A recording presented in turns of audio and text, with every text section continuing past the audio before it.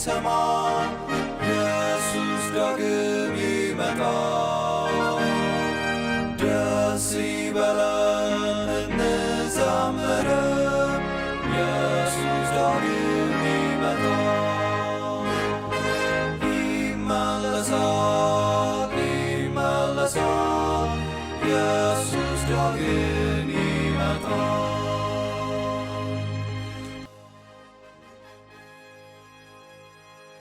ውድ የጌታ ወገኖች በተለያየ ቦታ ሆናችሁ ይህንን ፕሮግራማችንን የምትከታተሉ ሁሉ የእግዚአብሔርን ጸጋና ሰላም ለሁላችሁ እየተመኘሁ ሁላችሁንም እንኳን ወደዚህ ወደ 21 ቀን የጾም ጸሎት ፕሮግራማችን መጣችሁ የምላችሁ እህታችሁ ገነት ቦጋለ ነኝ ከኤድመንተን ካናዳ።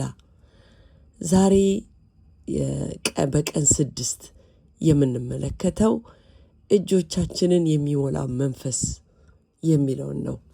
አሁንም መንፈስ ቅዱስ በብሉይ ኪዳን በሚል ርዕስ ስር የምንመለከታቸው ተከታታይ ትምህርቶች ናቸው። የዛሬው የጥናት ክፍል የተወሰደው ከዘጸአት 31 ከ1 እስከ 11 ያለው ሲሆን ከዛ በፊት ግን ትንሽ ሪካፕ ለማድረግ በቀን 5 ላይ እሳት አንድን ሙሉ ህዝብ ከባርነት አውጥቶ በምድረ በዳ ሲመራ ተመልክተናል። ዛሬ ደግሞ ያው ህዝብ ለትንሽ ጊዜ ጉዞውን አቁሞ አንድ የሥራ ድርሻ ሲቀበል እናያለን። በመካከላችሁ አድር ዘንድ መቅደስ ስሩልኝ ይላል እግዚአብሔር። በመጽሐፍ ቅዱስ ውስጥ ሙሉ በሙሉ በግልጽ በእግዚአብሔር መንፈስ ተሞላ ተብሎ የተገለጸው የመጀመሪያ ሰው ነቢይ አይደለም፣ ካህን አይደለም፣ ንጉስም አይደለም። ነገር ግን ባስልኤል የተባለ የእጅ ባለሙያ ወይንም የእጅ ጥበበኛ ነበረ። መንፈስ ቅዱስ የሞላበት ነገር ቢኖር ድንጋይ ለመቅረጽና እንጨት ለመጥረብ የተለየ ስጦታ ነበረ። ወገኖቼ ወደፊት ከመሄዳችን በፊት እንድናስተውለው የምፈልገው ነገር ቢኖር እንደው ስለ እግዚአብሔር ነው። እግዚአብሔር ብዙ ጊዜ አስባችሁት ከሆነ ትንንሽ ነገሮችን ከሰውም ደግሞ የተናቀውን ታናሹን ይመርጥና ለታላቅ ነገር ሲጠቀምበት እናያለን።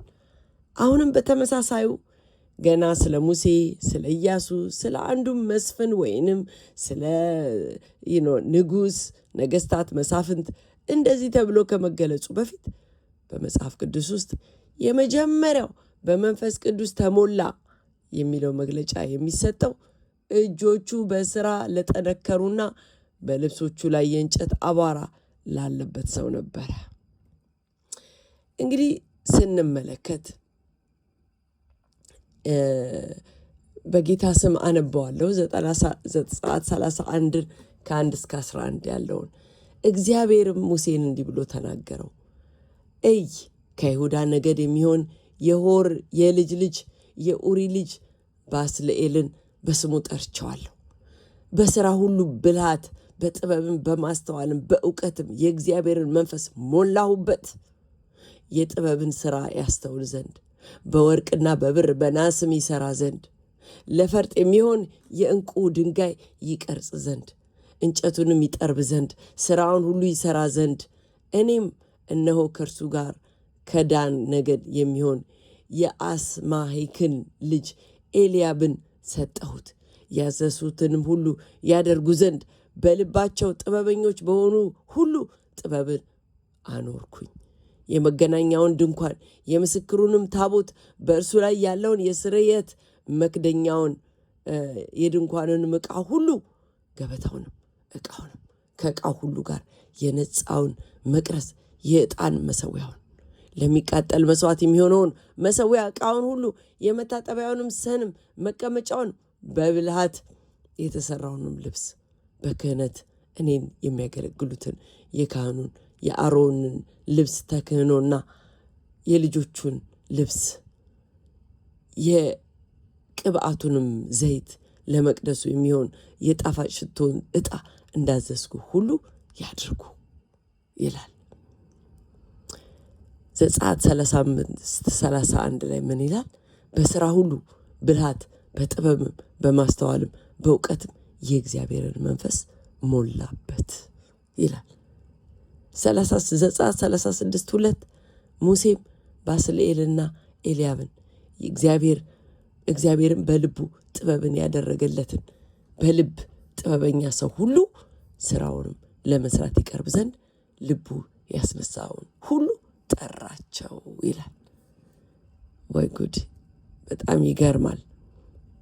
እንግዲህ ወገኖቼ እግዚአብሔር ያ ዝርዝር ምን ያህል የተወሰነ እንደሆነ በጥንቃቄ እናንብበው። ለመስበክ የሚያስችል ድፍረትን ሞላሁበት አላለም። ትንቢትን ለመናገር የሚያስችል መገለጥን ሞላሁበት አላለም። ነገር ግን ያለው በወርቅ በድንጋይ በእንጨት የመስራት ብልሃትና ጥበብን ነው። ሃሌሉያ! የእግዚአብሔር መንፈስ የአንዱን ሰው እጆች በጥበብ በቴክኒክና በአካላዊ ስራ እንዲተጉ ይሞላባቸዋል ወይንም ይሞላቸዋል። መጽሐፍ ቅዱስም ይህንን አንድ ነቢይ በኋላ በመንፈስ ተሞልቶ በድምፅ እንደሚያደርገው ማንኛውም አገልግሎት ሁሉ በመንፈስ ቅዱስ የተሞላ የሥራ ድርሻ ብሎ ይጠራዋል። ሃሌሉያ! እስቲ 3 ስጦታዎችን በአንድ አረፍተ ነገር ውስጥ እንመልከት። ሆክማ ይላል። ጥበብ ብልሃት ብቻ አይደለም። ሆክማ ማለት በመልካም ውሳኔና ማስተዋል የሚተገበር ክህሎት ነው። አንድን ነገር እንዴት ማድረግ እንዳለብን ብቻ ሳይሆን መቼ፣ ለምን እና ለማን ዓላማ እንደምንሰራው ማወቅ ነው። ሆክማ ማለት ጥበብ ማለት ነው። ተቡናህ ደግሞ ይለዋል። ማስተዋልን በዕብራይስጥ ተቡናህ ይባላል። የተለያዩ ክፍሎች እንዴት ተስተጣጥመው አንድ ሙሉ ነገር እንደሚፈጥሩ የመለየት ችሎታ ማለት ነው። አንዱም እንጨት ከመቆረጡ በፊት የተጠናቀቀውን ድንኳን በምናብ ማየት መቻል ማለት ነው። ሌላው ደግሞ በዕብራይስጥ እውቀት ማለት ዳአት ነው። የተግባርና የእጅ ስራ እውቀት ማለት ነው።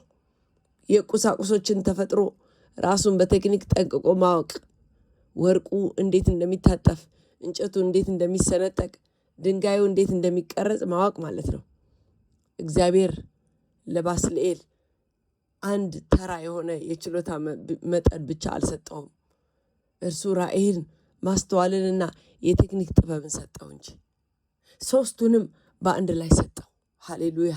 3ቱንም የመንፈስ ቅዱስ ስጦታዎች ብሎ ጠራቸው። የመንፈስ ቅዱስ ስጦታዎች በስብከት በዝማሬ ወይ በትንቢት ብቻ የተወሰኑ እንደሆኑ የምናስብ ከሆነ መጽሐፍ ቅዱስ ያንን እንድናስተካክለው በዚህ ታሪክ ላይ ለመጀመሪያ ጊዜ በቃሉ ያስተምረናል። ታሪኩ እንግዲህ እጆቻቸው የተሞሉ ሙሉ በመንፈስ ቅዱስ የተሞሉ ሙሉ ማህበረሰብን ነው የምንመለከተው።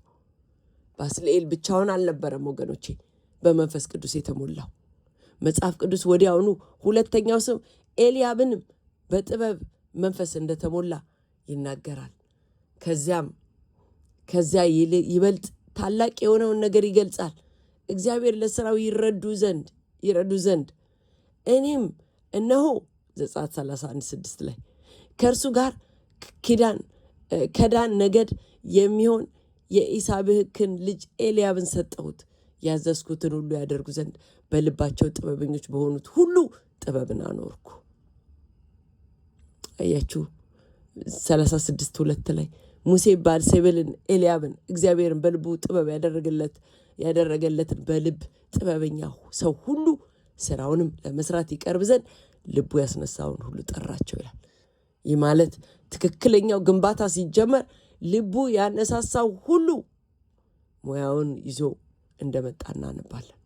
ሸማኔዎች፣ ጥልፍ ሰሪዎች፣ የብረት ሰራተኞች፣ አናጢዎች፣ ሙሉ የአንድ ተራና ባለሙያ ህዝብ ማህበረሰብ እያንዳንዳቸው ባስልኤልን የሞላው ያው ተመሳሳይ መንፈስ እንደሞላቸውና እያንዳንዳቸው ለዛው እግዚአብሔር ማደሪያ ቤት ለመስራት የተለያየ የእጅ ጥበብ እንዳበረከቱ ይናገራል። በዚህ ውስጥ ለአንዱ ወይም ለሁለቱ ባለችሎታ ሰዎች ብቻ ሳይሆን በክፍሉ ውስጥ ላለው ሁሉ የሚሆን ነገር ነበረ። መንፈስ ቅዱስ አንዱን አቅም ያለው ሰው ሞልቶ ሌሎቹን መሳሪያ እንዲያቀርቡለት ብቻ አልተዋቸውም። ነገር ግን እሱ ሙያን በሙሉ ማህበረሰብ ላይ አሰራጨ። የማደሪያው ድንኳንም ሊቆም የቻለው እያንዳንዳቸው ለየራሳቸው ጥበብ መንፈስ ቅዱስ የታጠቁ ብዙ እጆች በአንድነት ስለሰሩ ነው። ግሩም የሆነ ታሪክ ነው ወገኖች። ታዲያ ይህንን ወደ እኔና ወደ እናንተ ስናመጣው ምናልባት ይህንን መልእክት የምታዳምጥ እናት የልጆቿን ለትምህርት ቤት የምታዘጋጅ ትሆናለች። የራሱ ልጅ ያልሆነውን ለማስተማር የሚዘጋጀው አስተማሪ ይሆናል ምናልባት ይህንን የሚሰማው። ብዙ ጊዜ መንፈስ ቅዱስ የሚሰራው በሕይወታችን መንፈሳዊ ክፍሎች ናቸው ብለን በምናምንባቸው እንደ ጸሎት፣ እንደ አምልኮ፣ እንደ አገልግሎት ብቻ እንደሆነ ብለን እናምናለን። ነገር ግን የነ ባስልኤልን ታሪክ የሚያስተምረን ያ ብቻ እንዳልሆነ ነው። ከኛ መካከል ማንኛውንም የቀኑን ስራችንን በመንፈስ ቅዱስ እየተሞላን ማሳካት እንችላለን ወገኖቼ። እኔና እናንተ ልጆቻችን በዚህ ወቅት አዲስ የትምህርት ዘመን ሲጀምሩ ወደ አዲስ ክፍሎች ያለመዱት የትምህርት አካባቢ ለመጀመሪያ ጊዜ ዩኒቨርሲቲ ወይ ኮሌጅ ሲገቡ፣ አንዳንዶቻችን ደግሞ ወደ አዳዲስ ስራዎች፣ የአዳዲስ ስልጠናዎች በዚህ አዲስ ዓመት ወደ አዳዲስ የስራ ድርሻዎች ስንገባ ይህንን በግልጽ ስሙ ወገኖቼ። እግዚአብሔር በመቅደሱ ውስጥ በሚታየው ነገር ላይ ብቻ አይደለም ትኩረት የሚያደርገው። እሱ ለቤቱ ድንጋይ ይቀርጽ ዘንድ የአንዱን ሰው እጆች በመንፈሱ ሞላ፣ እርሱንም ነቢይ ካደረገው ማንኛውም መንፈሳዊ ነገር እኩል መንፈሳዊ አገልግሎት ብሎ ጠራው። በዚህ ዓመት በእጆቻችን ውስጥ ያለው ሙያ ምንም ይሁን ምንም መንፈስ ቅዱስን ወደ እርሱ እንጋብዘው ወገኖቼ። ዝም ብለን በቤተ ክርስቲያን ደጃፍ ላይ ብቻ አንተወው። ታስታውሳላችሁ በቀን 3 ላይ ለገጠመን ነገር እዚህ ጋር ማስተካከያ አለው ብዬ አምናለሁ። በባቤል ሰዎች ላይ መንፈስ ቅዱስ ማካተት ያለ ማካተት የራሳቸውን ስም ለማስጠራት ጥበባቸውን አስተባብረው ተጠቀሙ። በመጨረሻም ወደ መደናገር ተበተኑ። ዛሬ ግን እዚህ ጋር ግን ወገኖቼ ሙሉ ማህበረሰብ የተቀናጀ ጥበባቸውን የተለያየ ሙያ በመንፈስ ተሞልተው ለእግዚአብሔር ማደሪያ ሲገነቡ እሱ ክብሩን የሚሞላበት ስፍራ አገኘ፣ ስፍራ ሆነ። ዘጸአት 40:34 ላይ ደመናውም የመገናኛውን ድንኳን ከደነ፣ የእግዚአብሔርም ክብር ማደሪያውን ሞላው ይለናል። ያው ተመሳሳይ አይነት ጥበብ ያለው ከተናበበ የሰው ልጅ ጥረት ጋር ነገር ግን ሙሉ በሙሉ የተለየ ውጤት አመጣ። ዋና ምክንያቱና ልዩነት ያመጣው ያው ለማን እንደገነቡትና ከማን ጋር እንደገነቡት ስላየን ነው ወገኖቼ። ስለዚህ እዚህ ላይ እንድናስተውል የሚገባን ነገር ቢኖር ጌታ ኢየሱስ ራሱ አብዛኛውን የሕይወት ዘመኑን ያሳለፈው በመስበክ ሳይሆን በእጆቹ በመስራት እንደነበረ ማሰብ ተገቢ ነው ወገኖቼ። ማርቆስ በመጽሐፍ ቅዱስ ላይ በምህጻረ ቃል ላይ ምን ይለናል? አናጢው ብሎ ይጠራዋል።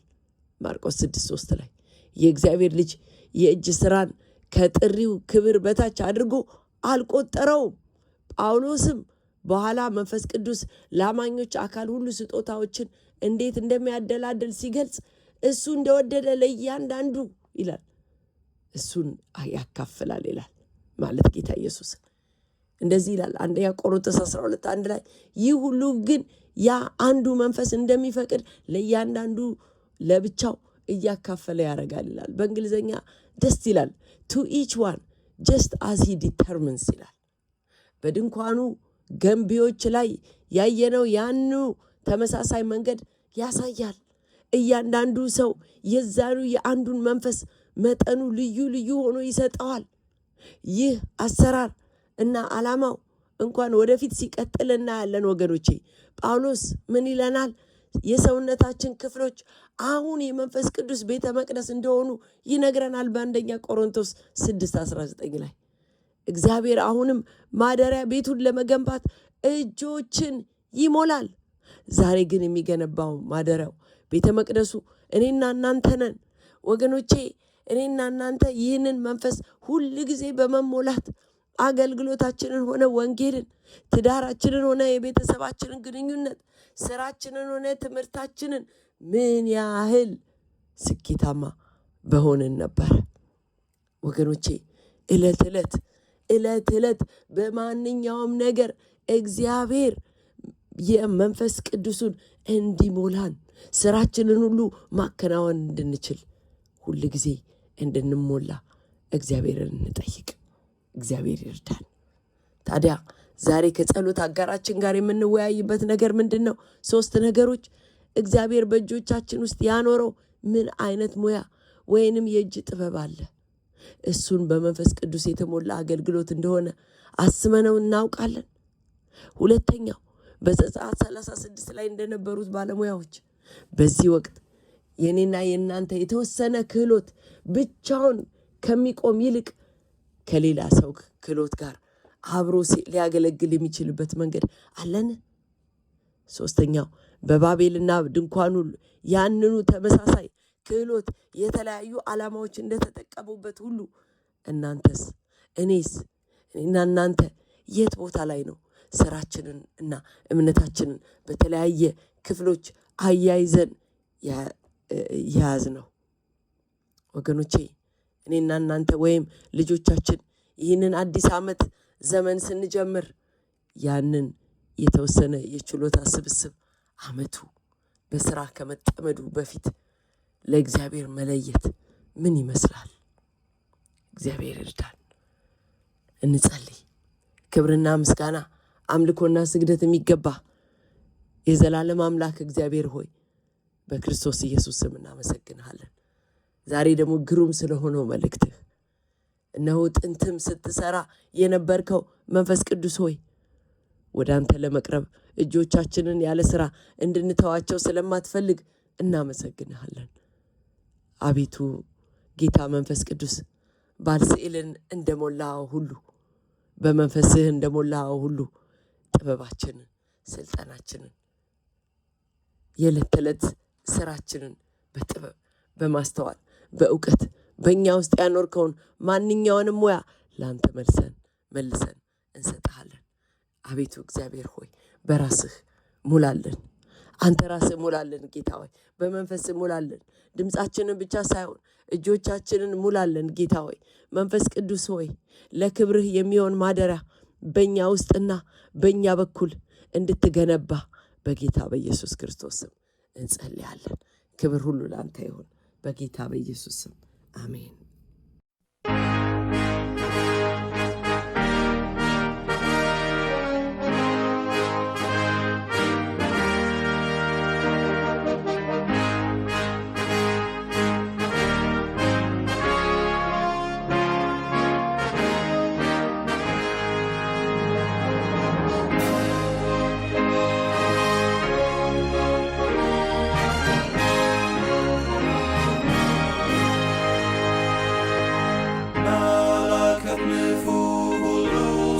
ሰማ ኢየሱስ ዳግም ይመጣል።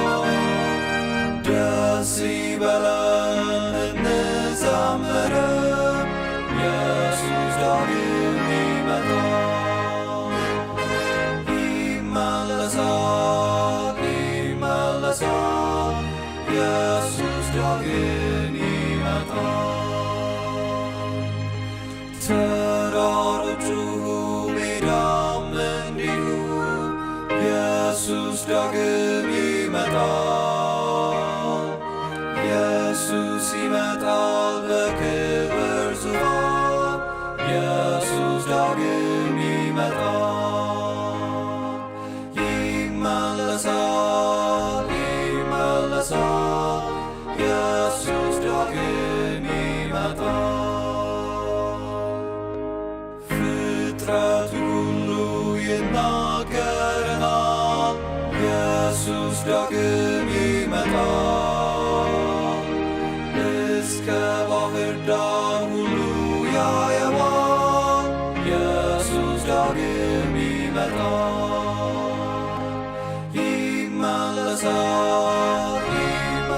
ይመለሳል። ኢየሱስ ዳግም ይመጣል። የምድር መናወጥ ለሰዎች ይላል። ኢየሱስ ዳግም ይመጣል። አውሎ ነፋስም ያስታውቀናል። ኢየሱስ ዳግም ይመጣል። ይመለሳል፣ ይመለሳል። ኢየሱስ ዳግም ይመጣል። ሕዝብም ይቆጣል፣ በዚህ ይታወቃል። ኢየሱስ ዳግም